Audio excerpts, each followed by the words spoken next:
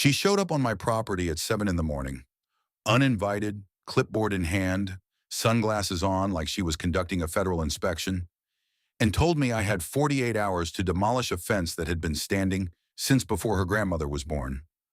I didn't say a word, I just looked at her, because I already knew something she didn't, something that was going to make the next few weeks of her life very, very uncomfortable. She pointed at my land, and said, "This entire structure is in violation of Sections 4, 7, and 12 of the Creekside Pines HOA Covenant. Non-compliance will result in daily fines starting at $500. She smiled when she said it, that smug, tight little smile of someone who's never once been told no. I smiled back, and I said, "You might want to look a little more carefully at what property you're standing on.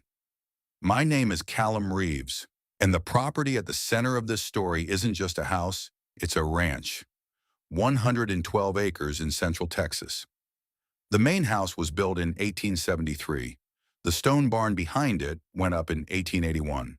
The split-rail cedar fence that lines the eastern perimeter, the one that HOA Board President Diane Forsyth wanted demolished, was first erected in 1896.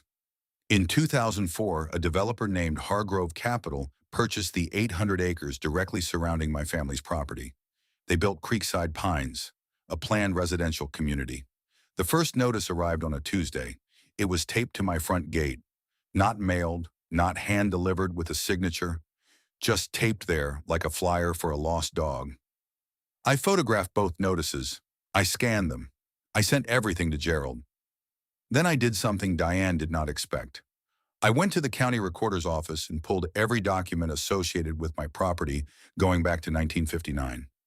Gerald reviewed everything and called me that evening. "Callum," he said, "they have no legal standing. That exemption letter is binding." Over the next 6 weeks, I received 4 more violation notices.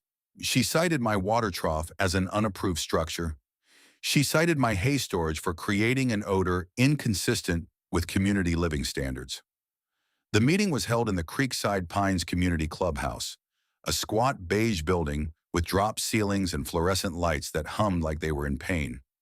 She opened the meeting by reading my violations aloud one by one, with a dramatic pause after each one, like she was presenting evidence at a war crimes tribunal. Gerald stood and handed a packet to each board member and to Diane. Inside was the full property history, the 2006 exemption letter, the agricultural designation filing. She said, and I will never forget this, "This is irrelevant. The board has discretion to determine what falls within its jurisdiction." A woman in the third row said audibly, "Oh, that is not good."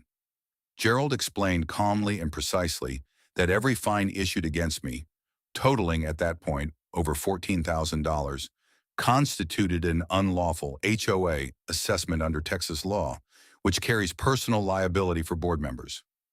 3 days after that meeting, I got a call from a reporter named Marcus Webb from the Austin Register. Apparently, my situation wasn't the only one. I served as governor of Texas for one term, from 2011 to 2015. I did not seek re-election. After my term ended, I came home. Diane Forsyth, somehow in all her research into my property, had never once looked up the full name on the deed. Callum Jefferson Reeves, former governor. The headline read, "Former Texas governor among residents targeted in HOA fine scheme." By noon, it had been picked up by 3 state news outlets. By evening, it was national. On Friday morning, I found a message from the HOA's new legal counsel formally withdrawing every violation notice, every fine, and every threatened lien against my property, effective immediately. Attached was a letter of apology from the board, not signed by Diane, because Diane had resigned. We filed suit in district court. The case settled 8 months later. The HOA's management company paid restitution to all affected homeowners. An independent auditor found 63 violations had been improperly issued.